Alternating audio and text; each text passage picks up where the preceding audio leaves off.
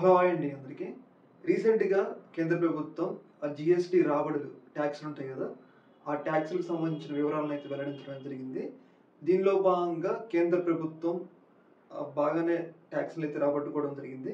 ఈ ట్యాక్స్‌లనేవి గత సంవత్సరంతో పోలుస్తారు. అంటే 2023 డిసెంబర్‌లో నెలకి ఎంతొచ్చిందో ఇప్పుడు సేమ్ 2024 డిసెంబర్‌తో పోల్చి చూస్తారనమాట. అప్పుడు పోల్చి చూసినప్పుడు ఆ సంవత్సరానికి ఇప్పుడొచ్చిన వాటికి బేరీజు వేసుకొని నెగెటివ్ ఉందా? పాజిటివ్ ఉందా? అని చూస్తారనమాట.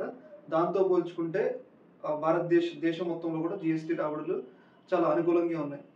అటు తెలంగాణలో కూడా 10% పెరిగి చాలా అనుకూలంగా ఉంది. తెలంగాణలో కూడా ఒక రకంగా సేఫ్ పొజిషన్‌లో ఉంది. కాకపోతే ఏపీకొచ్చేసరికి జీఎస్టీ వసూళ్లనేవి పోయిన సంవత్సరం డిసెంబర్‌తో పోల్చుకుంటే ఈ సంవత్సరం డిసెంబర్‌లో దాదాపు ఒక 6% తగ్గినాయి అని చెప్పేసి కేంద్ర ప్రభుత్వం జీఎస్టీ రాబడులు వెల్లడించడం జరిగింది. ఇది ఒక రకంగా ఏపీకి వార్నింగ్ సైన్ లాంటిది. ఎందుకంటే ఒకవైపు పథకాలు అమలు చేయాల్సిన అవసరం ఎంతైనా ఉంది. ఒకవైపు అమరావతిని పూర్తి చేయాల్సిన అవసరం ఉంది.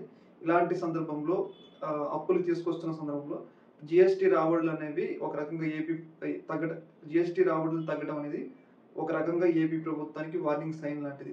అయితే ఇలాంటి సందర్భంలో జీఎస్టీ రాబడులు తగ్గిపోవడానికి ప్రధాన కారణం ఏంటి అంటే ఇది నేను చెప్తుంది కాదు. నా సొంత వ్యక్తిగత చాలామంది ఆర్థికవేత్తలు కొంతమంది విశ్లేషణలు చేస్తా ఉంటారు కదా! ఆర్థిక వ్యవస్థ మీద పట్టున్న వాళ్ళు. వాళ్ళు చెప్తున్న ఒక విషయం ఏంటి అంటే గతంలో జగన్మోహన్ రెడ్డి ఉన్నప్పుడు రకరకాల పథకాలు అమ్మఒడి, చేయూత సంథింగ్ ఏవో పథకాలు ఉంటాయి కదా! ఆ పథకాల ద్వారా మిడిల్ క్లాస్‌కి పేదవాళ్ళ దగ్గర ఎక్కువ డబ్బులనేవి రొటేట్ అయినాయి. వాళ్ళు అలా రొటేట్ కావడం వల్ల ఏంటంటే వాళ్ళు ఖర్చు చేశారనమాట. రకరకాల ఇన్వెస్ట్‌లు బైక్ కొనటము, లేకపోతే ఆటో కొనటము, వాళ్ళకి కావాల్సిన ఫ్రిడ్జ్‌లు అలాంటివి కొంటారు కదా!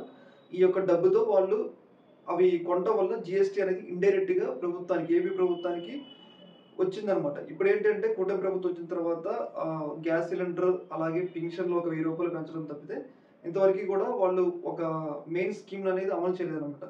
దీనివల్ల ప్రజల దగ్గర డబ్బనేది తక్కువ అవ్వటం వల్ల ప్రజలు వస్తువులు కొనలేకపోవడం వల్ల జీఎస్టీ తగ్గింది అని చెప్పేసి ఒక రకంగా చాలామంది ఆర్థికవేత్తలు ఏపీ ఆర్థిక వ్యవస్థ మీద అవగాహన ఉన్న వాళ్ళైతే చెప్తా ఉన్నారు.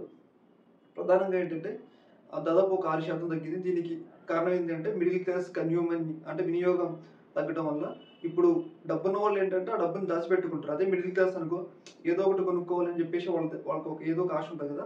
ఆ ఆశ ప్రకారం వాళ్ళ చేతిలో డబ్బులు లేకపోవడం ప్రకారం ఇట్లా జీఎస్టీ తగ్గింది అని చెప్పేసి తగ్గడానికి ప్రధాన కారణం అని చెప్పేసి మనకైతే తెలుస్తా ఉంది.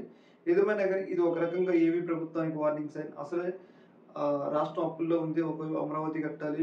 ఇంకా పథకాలు అమలు చేయాలి. ఇంత క్లిష్ట పరిస్థితుల్లో జీఎస్టీ తగ్గడం అనేది ఒక ఛాలెంజింగ్ అంశం.